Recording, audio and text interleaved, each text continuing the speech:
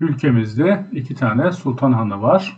Bunlardan bir tanesi Aksaray'ın Sultanhanı ilçesinde ve ilçeye de adını vermiş olan ülkemizdeki en büyük kervansaray. Ancak şu anda bulunduğumuz yer ise Kayseri'nin Bünyan ilçesinde Sultanhanı beldesinde bulunan Sultanhanı. Burası da bu beldeye adını vermiş ve Aksaray'dakine benzer büyüklükte oldukça ihtişamlı ve Selçukluların taş işlemeleri ve sanatsal işçilikleri üzerine ondan aşağı kalmayacak olan bir yapıdır. Büyük Selçuklu Sultanı Alaaddin Keykubat'ın zamanında 1232-1236 yılları arasında yapılmış olan han oldukça geniş bir alana yayılmış, kapalı ve açık alanlarıyla beraber karma tip büyük bir kervansaray ve en önemli özelliği avlusunun orta kısmında bulunan Sultan Mescididir.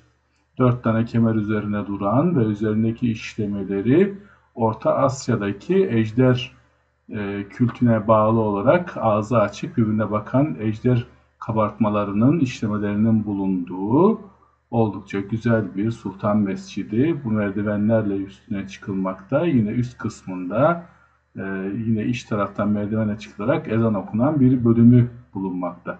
Oldukça yıkık durumda bulunan Han ve içindeki sultan mescidi yakın zamanda restore edildi. Taşların özelliğinden yıkılan yerleri ve orijinal olan yerleri birbirinden ayırmak mümkün. Oldukça büyük bir taç kapısı var dışarıya doğru çıkmış olan. Yan işçilikleri fazla olmasa da orta kısmı çok iyi işlenmiş durumda. Ve yine içerideki kapalı alana giren sade sayılabilecek büyük bir taç kapı daha var.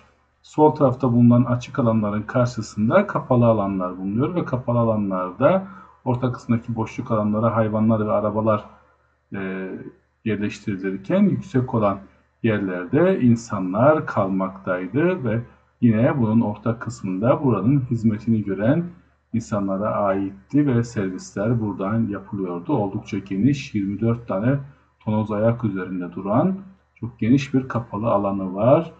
Dış kısmında avlunun sol tarafında da açık alanlar mevcut. Yazlık olarak kullanılabilen yine çok güzel bir kubbesi var. Daha önceki Selçuklu hanlarında olduğu gibi ancak genişlik çok çok büyük. Bölgedeki diğer hanlara göre çok daha büyük bir yer.